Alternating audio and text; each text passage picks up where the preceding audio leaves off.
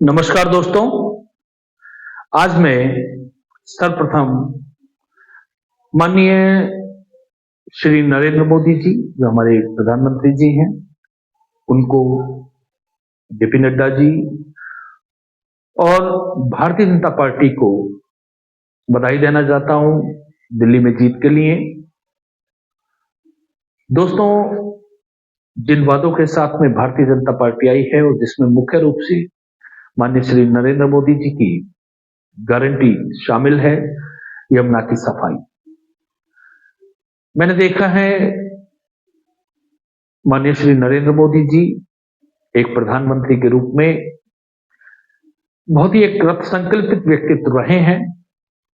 उन्होंने जो कहा है वो किया है। माननीय योगी जी ने अभी उत्तर प्रदेश के अंदर महाकुंभ का जिस प्रकार से व्यवस्था की, हम बात कर रहे हैं अभी तक 50 करोड़ लोगों ने लगभग स्नान किया है महाकुंभ में। हालांकि थोड़ी सी समस्याएं आई, लेकिन जिस प्रकार की व्यवस्था और जिस प्रकार का आध्यात्मिक वैश्विक वैभव, वैश्विक रूप से देश का सम्मान, देश को गौरवान्वित करने का कार्य माननीय योगी आदित्यनाथ जी ने किया है, तो कुछ व्यवस्थाओं की हम आशा रख सकते हैं माननीय श्री नरेंद्र मोदी जी से, उनके नेतृत्व से और उनके नेतृत्व की सरकार से। दोस्तों, आज मैं बात कर रहा हूं माननीय नरेंद्र मोदी जी के यमुना की सफाई की व्यवस्था की, दिल्ली को एक अच्छे पेयजल की व्यवस्था की, एक अच्छे जीवन की व्यवस्था की। दोस्तों, मेरी योजना व्यवहारिक भी हो सकती है और कल्पना मात्र भी और हास्यास्पद भी, लेकिन ये मेरी कल्पना है और इसे मैं निश्चित रूप से प्रधानमंत्री श्री नरेंद्र मोदी जी के समक्ष रखना चाहूंगा, देश के समक्ष रखना चाहूंगा, बीजेपी के समक्ष रखना चाहूंगा, अपने देश के वैज्ञानिकों के समक्ष रखना चाहूंगा, अपने देश के जो इंजीनियरिंग डिपार्टमेंट है, इंजीनियरिंग विभाग है, हमारे इंजीनियरिंग यूनिट्स हैं, उनके समक्ष रखना चाहूंगा। मुझे नहीं पता कि उनकी सीमाएं क्या हैं, ये उनके लिए एक चुनौती भी हो सकती है और हास्यास्पद भी। दोस्तों, सबसे पहले हम अपनी दिल्ली की समस्याओं के विषय में जान लेते हैं, यमुना जी के विषय में जो दिल्ली से गुजरती हैं उसके विषय में जान लेते हैं। और ये कहने का जो मैं उत्साह रख पा रहा हूं, अति महत्वाकांक्षी योजना के विषय में जो मैं बात कर पा रहा हूं, बहुउद्देशीय यमुना परियोजना के विषय में जो मैं बात कर पा रहा हूं, उसका कारण है माननीय श्रीमती शीला दीक्षित जी, जो तत्कालीन मुख्यमंत्री थी, अब वो नहीं है, लेकिन उन्होंने दिल्ली को एक सस्ता, त्वरित और यातायात बाधित न करने वाला, ट्रैफिक जाम से बचाने वाला एक यातायात उपलब्ध करवाया, जिसका एक्सपेंशन, विस्तार हम देखते चले जा रहे हैं। और ये एक त्वरित व्यवस्था शीला दीक्षित जी की देन थी। और इसी कारण से अगर हम देखें तो मुझे पता नहीं है कि हम कितनी व्यवस्था कर पाएंगे, लेकिन अगर हम दिल्ली को देखें तो सबसे पहले दिल्ली पर एक छोटा सा हम दृष्टिपात कर लेते हैं। सबसे पहली बात आ जाती है दिल्ली की समस्याएं क्या है। तो दोस्तों, सबसे पहली समस्या दिल्ली की है डेंसिटी ऑफ पॉपुलेशन या जनसंख्या का घनत्व। अगर हम दिल्ली के जनसंख्या के घनत्व की बात करें तो आज हमारी दिल्ली का जनसंख्या का घनत्व देश का सर्वाधिक जनसंख्या का घनत्व आ जाता है 11,320 व्यक्ति प्रति वर्ग किलोमीटर। तो इतना डेंस हमारी दिल्ली है। अगर उसका छोटा सा एरिया भी प्रभावित होता है तो हम देखते हैं हमारे देश की बहुत बड़ी पॉपुलेशन प्रभावित होती है, हमारे देश का गौरव प्रभावित होता है, हमारे देश की व्यवस्थाएं वहां से चलती हैं। तो निश्चित रूप से दिल्ली का प्रभावित होना हमारे देश को कहीं ना कहीं लज्जित करता है, शर्मसार करता है। दूसरी सबसे बड़ी समस्या जो आज तक हम दिल्ली को नहीं दे पाए, और ये समस्या बड़ी है और देश का सिर शर्म से झुकाने वाली भी है, स्वच्छ एवं सुरक्षित पेयजल की व्यवस्था, problem of clean and safe drinking water. आजादी के लगभग हम बात करें 47 में हम आजाद हुए थे, आज 2025 चल रहा है। 1947 में हम आजाद हुए थे, आज तक हम दिल्ली को स्वस्थ और सुरक्षित पेयजल की व्यवस्था नहीं कर पाए हैं। ये हमारे लिए एक बहुत बड़ी समस्या की बात है। इतनी बड़ी डेंस क्षेत्र में जो हमारी राष्ट्रीय राजधानी क्षेत्र है, उसमें यदि हम दिल्ली को स्वच्छ पेयजल की व्यवस्था नहीं कर पाते, तो ये हमारे लिए एक शर्म की बात है, लज्जा की बात है। तीसरे नंबर पर आ जाता है पोल्यूशन। हमारी दिल्ली हमने देखा है कई बार गैस चैम्बर के रूप में कन्वर्ट हो जाती है। हमारी सुप्रीम कोर्ट ने कई बार आदेश दिए। अरविंद केजरीवाल जी ने भी अपने समय में दिल्ली को प्रदूषण रहित करने का बहुत सारा प्रयास किया है।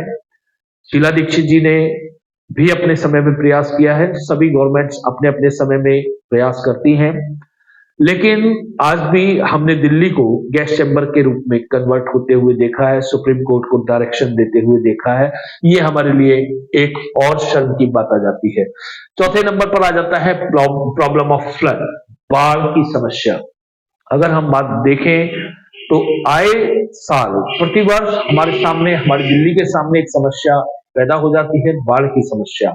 जो हमारे यमुना से सटे हुए निचले इलाके हैं, पुश्ते के इलाके हैं, उसमें बाढ़ की समस्या आ जाती है, प्रॉब्लम ऑफ फ्लड, और उससे वहां के लोगों को जो जीवन है वो बहुत ज्यादा कठिनाई से गुजरता है, बहुत ज्यादा उन्हें परेशानियों का सामना करना पड़ता है। ये एक बहुत बड़ी समस्या हमारी दिल्ली के सामने आती है। और सबसे मुख्य बात है दिल्ली के लोगों की सुरक्षा during war, safety of Delhi and their citizens during war. युद्ध के समय पर दिल्ली की सुरक्षा। युद्ध के समय पर अगर हम दिल्ली की सुरक्षा की बात करें, मुझे नहीं पता कि दिल्ली सरकार ने और केंद्र सरकार ने दिल्ली को वार के समय पर, युद्ध के समय पर किस प्रकार से बचाने का प्लानिंग कर रखी है, किस प्रकार की कार्य योजनाएं उन्होंने बना रखी हैं, मैं नहीं जानता। लेकिन ये वास्तविकता है, आज का युग बुद्ध का अवश्य ही है, लेकिन हम युद्ध को नकार नहीं सकते। हम जिस प्रकार की परिस्थितियों से घिरे हुए हैं, हमारा देश जिस प्रकार की परिस्थितियों से घिरा हुआ है, उसमें युद्ध की संभावनाओं को नकारा नहीं जा सकता। दोस्तों, अगर हमारी दिल्ली पर कभी भी अटैक होता है, हमारी राजधानी पर कभी भी आक्रमण होता है, तो ये एक बहुत बड़े नुकसान का कारण बन सकता है, हमारे देश को बहुत बड़े घाव दे सकता है। और सबसे बड़ी स्थितियां, विचित्र स्थितियां तब क्रिएट हो सकती हैं जब हम एटॉमिक वार का यदि हालांकि ये कल्पना अभी तक कल्पना है, लेकिन कब तक कल्पना रहेगी इसे हम नहीं कह सकते। तो जिस प्रकार की वैश्विक स्थितियां हैं, जिस प्रकार से परमाणु शक्ति का दुरुपयोग करने के लिए लोग बाग लालायित रहते हैं, जिस प्रकार से हमने हिरोशिमा नागासाकी देखा है, हम इन संभावना को नकार नहीं सकते। और यदि इस प्रकार की संभावनाएं कहीं क्रियान्वित होती हैं, कहीं अस्तित्व में आती हैं, तो निश्चित रूप से ही हमारी दिल्ली को, हमारे दिल्ली के लोगों को एक बहुत बड़ा नुकसान हो सकता है। हमें जनहानि और धनहानि बहुत बड़ी हो सकती है। तो उन सुरक्षा मानकों पर मुझे नहीं पता कि हमारी दिल्ली में सुरक्षा की क्या कार्य योजना है, लेकिन अगर नहीं है, अगर है तो बहुत अच्छा है, अगर नहीं है तो हमें एक विस्तृत कार्य योजना बनाने की आवश्यकता है। तो दोस्तों, सबसे हम पहले बात कर लेते हैं, मैं किस कार्य योजना की बात करता हूं। कल्पना हो सकती है, फिर मैं कह रहा हूं, हमारी इंजीनियरिंग की क्या सीमाएं हैं, हमारे वैज्ञानिकों की क्या सीमाएं हैं, हमारी टेक्नोलॉजी, हमारी तकनीक की क्या सीमाएं हैं, हमारे संसाधनों की, चाहे वो मानवीय संसाधन हो या हमारे प्राकृतिक संसाधन हो, हमारी उनकी क्या सीमाएं हैं, हमारे धन की क्या सीमाएं हैं, मुझे नहीं पता। मैं इसके विषय में कितना इसमें संसाधनों का प्रयोग होना जा रहा है या कितना हो सकता है, हम उन संसाधनों को एफोर्ड कर सकते हैं या नहीं कर सकते हैं, मैं इसके विषय में अपने विचार नहीं रख रहा हूं। मैं केवल इस विचार को रख रहा हूं कि क्या ऐसा हो सकता है। यदि ऐसा हो सकता है तो शायद दिल्ली वासियों के लिए, एनसीआर वासियों के लिए एक बहुत बड़ी उपलब्धि हो सकती है, और इसके बाद में हम इसे एक्सटेंड कर सकते हैं और जगह भी। तो एक और समस्या ट्रैफिक जैम की मैंने आपको बताई। ट्रैफिक जाम की समस्या से बहुत से लोगों ने निपटने की कोशिश करी है, लेकिन अभी भी हम दिल्ली में देखते हैं कि आए दिन ट्रैफिक जाम लगा रहता है। यहाँ तक कि क्रमानुक्रम के अनुसार कि जो नंबर प्लेट्स हैं उसके अनुसार भी सम विषम इवन और वाला फॉर्मूला भी चलाया गया, लेकिन उससे हम निकल नहीं पाते। तो फ्रेंड्स, दोस्तों, ये समस्याएं हमारी दिल्ली के सामने हैं। अब मैं किस प्रकार से देखता हूं, दूध की समस्या हमारे सामने है दिल्ली में। दूध हमने देखा है कई बार, हमें बासी दूध, फ्रोजन मिल्क हमें इस्तेमाल हमारी दिल्ली कर रही है, या कई बार ऐसा भी सामने आता है कि केमिकल से बना हुआ, रासायनिक, खतरनाक रासायनिक पदार्थों से बना हुआ दूध दिल्ली पी रही है, जिसके हानिकारक परिणाम हमारी दिल्ली के सामने आते रहते हैं। तो फ्रेंड्स, ये सब ध्यान में रखते हुए मैंने एक कार्य योजना की कल्पना की है। मैं फिर से कह रहा हूं, कितनी व्यवहारिक है, कितनी हास्यास्पद है, हमारी सीमाएं क्या हैं, मैं इस विषय में नहीं कह सकता, क्योंकि ये विषय निर्धारित करने का कार्य हमारे यांत्रिक विभाग का है, हमारे इंजीनियरिंग डिपार्टमेंट्स का है, हमारे वैज्ञानिक हैं, ये सब उनके निर्धारण का कार्य है। जो हमारा संसाधनों का कार्य है वो प्लानिंग कमीशन का काम है, हमारे नीति आयोग का काम है, या हमारी फाइनेंशियल मिनिस्ट्री का काम है, आरबीआई का काम है। हमारी ये कार्य योजना सफल होगी, असफल होगी, इसके विषय में कोई भी निर्णय प्रधानमंत्री जी अपने मंत्रिमंडल के साथ ले सकते हैं, हमारे आईएएस अधिकारी हैं, हमारी प्रशासनिक व्यवस्था है वो ले सकती है, हमारी जो व्यवस्थाएं हैं वो इस विषय में विचार कर सकती है। मेरा एक विचार है, मैं जो कल्पना करता हूं दोस्तों, वो एक multi storey multipurpose Yamuna project की बात करता हूं। Multi storey multipurpose Yamuna project, जो बहुमंजिला हो, बहुउद्देशीय हो, ऐसे एक यमुना के प्रोजेक्ट की मैं बात करता हूं। ऐसी यमुना मां के प्रोजेक्ट की मैं बात करता हूं, ऐसी नदी घाटी परियोजना की मैं बात करता हूं। दोस्तों, ये कल्पना किस पर आधारित है? दोस्तों, सबसे पहले हमें दिल्ली की सुरक्षा की चिंता है, दिल्ली वासियों की सुरक्षा की चिंता है। हम यदि युद्ध के काल में आते हैं और हम हमें बुरी से बुरी कल्पना कर लेनी चाहिए। यदि हम परमाणु युद्ध काल में आते हैं, दिल्ली वासियों की सुरक्षा के लिए हमारे पास में क्या साधन है, क्या अतिरिक्त साधन हम कर सकते हैं, क्या अतिरिक्त सुरक्षा के उपाय हम कर सकते हैं, इस पर हमें विचार करना चाहिए।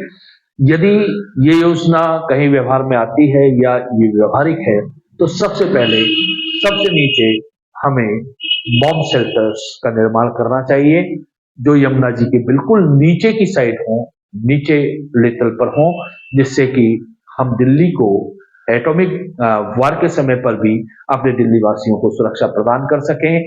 अपने दिल्ली वासियों को, चाहे वो क्लासिकल हमारा मॉडर्न हमारा वार हो, क्लासिकल वार हो, एटॉमिक वार हो, उसमें हमें ऐसी व्यवस्थाएं दिल्ली के लिए जरूर सुनिश्चित कर देनी चाहिए। बॉम्ब शेल्टर्स तो मिनिमम बना ही देने चाहिए, जो कि यमुना जी के सबसे निचले तल पर हमें बनाना चाहिए।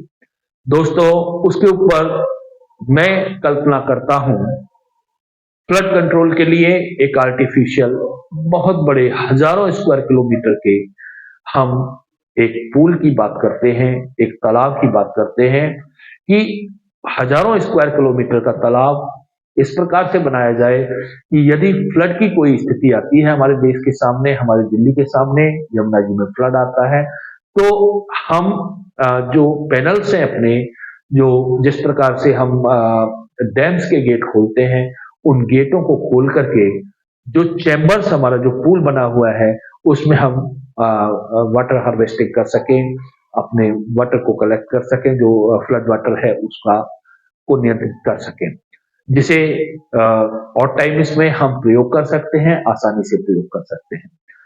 बाद में जब फ्लड कंट्रोल हो जाए तो हम उन गेट्स को बंद कर सकते हैं आसानी से। उसके ऊपर हम यमुना जी की कल्पना करते हैं कि उसके ऊपर से हम यमुना जी को गुजारें। दोस्तों, हम जहां तक बात करें लेंथ की, यमुना जी की लेंथ दिल्ली के अंदर लगभग 1370 किलोमीटर है। लगभग 1376 किलोमीटर का एरिया हमारे पास में है यमुना जी का, जो दिल्ली के अंदर है। अगर हम डेप्थ की बात करें तो यमुना जी की एवरेज डेप्थ 3 मीटर है। यदि हम मैक्सिमम डेप्थ की बात करें तो 11 मीटर है, 11 मीटर है। लेकिन अगर हम दिल्ली के आसपास की बात करते हैं तो ये लगभग 68 फीट है। 68 फीट के लगभग हमारी दिल्ली के आसपास वो है, यमुना जी की डेप्थ है। दोस्तों, यदि हम इन दोनों में कामयाब होते हैं और उसके ऊपर से यमुना जी को पास आउट करते हैं, निकालते हैं, ऐसी स्थिति यदि हम क्रिएट कर पाते हैं तो उसके ऊपर हम मोटर बोट्स चला सकते हैं ट्रांसपोर्टेशन के लिए, पॉल्यूशन लेस ट्रांसपोर्टेशन के लिए मोटर बोट्स चला सकते हैं। जगह जगह जिस प्रकार से मेट्रो स्टेशन बना रखे हैं, इस प्रकार से हम छोटे छोटे स्टेशन का निर्माण कर सकते हैं और उससे उसमें छोटे छोटे, अगर हम इलेक्ट्रिसिटी से हम मोटर बोट्स को चला रहे हैं तो उन मोटर बोट्स को या जेटीज को या उन जो क्रूज हैं, अगर हम इसमें सक्षम हो पाते हैं, क्रूज में सक्षम हो तो उसमें हम ऐसी व्यवस्थाएं दे सकते हैं। दोस्तों, ये व्यवस्थाएं निश्चित रूप से अति महत्वाकांक्षी योजना की मैं बात कर रहा हूं, जो बहुत मुश्किल प्रतीत होती हैं। वाटर लेवल हमारा क्या होना चाहिए, हमारी क्या व्यवस्थाएं होनी चाहिए, कितना प्रेशर पानी का पड़ेगा, कितना नीचे वाले तल पर प्रेशर पड़ेगा, कितना उससे नीचे वाले तल पर प्रेशर पड़ेगा। लेकिन यदि हम इसे करने में कामयाब होते हैं, चाहे वो पूरे यमुना जी पर हो या पार्ट्स में यमुना जी को पर हो, यदि हम इस सब को करने में कामयाब होते हैं और उसके ऊपर भी पिलर ले जा करके हम यदि उसमें एरिया को कवर करते हुए उनके ऊपर गौशालाओं का निर्माण कर सकते हैं, जिससे दिल्ली को शुद्ध दूध मिल सके, सेफ दूध मिल सके, सेफ मिल्क मिल सके। ये उसके साथ में हम उस एरिया को गार्डनिंग के लिए प्रयोग कर सकते हैं, जो पॉल्यूशन लेस और ग्रीन दिल्ली हमें प्रोवाइड करवा सकता है। दोस्तों, मैं फिर से कह रहा हूं, माननीय प्रधानमंत्री जी से मेरा निवेदन है, संभव है ये केवल अव्यवहारिक बात हो, लेकिन व्यवहारिक भी हो सकती है। ये सब निर्णित करेंगे हमारे साइंटिस्ट, हमारे इंजीनियरिंग डिपार्टमेंट्स, हमारे फाइनेंशियल सिस्टम, हमारे रिसोर्सेस को निर्धारित करने वाला सिस्टम, ये सब तय कर सकता है। लेकिन यदि कहीं भी ये व्यवहारिक है, हास्यास्पद नहीं है, तो मैं माननीय प्रधानमंत्री जी से ये उम्मीद जरूर करता हूं कि वो इस व्यवस्था को करने में सक्षम है और दिल्ली ही नहीं, देश को एक बड़ी व्यवस्था वो दे सकते हैं। इसे हम, अगर ये कहीं भी किसी भी स्तर पर व्यवहारिक होती है तो इसे हम एक्सटेंड कर सकते हैं, इसका विस्तार दे सकते हैं। इसे हम यमुना किनारे बसे दूसरे महानगरों की तरफ ले जा सकते हैं, उनकी सुरक्षा की तरफ ले जा सकते हैं और जो विभिन्न नदियां हैं उन पे इस तरीके की बहुउद्देशीय नदी घाटी परियोजनाएं चला करके हम इस तरीके का विस्तार दे सकते हैं। Pollution less transportation, flood control, bomb shelters बना करके सुरक्षा के मानक निर्धारित करना या पेयजल की, स्वच्छ पेयजल की व्यवस्था करना, पॉल्यूशन को कंट्रोल करना और इस तरीके की व्यवस्थाओं को, सुरक्षा के उपाय करना, इस तरीके की व्यवस्थाओं को हम कर सकते हैं। दोस्तों, कितना व्यवहारिक है, कितना हास्यास्पद, ये निर्धारित करना हमारी तकनीक के ऊपर है। जय हिंद, जय भारत।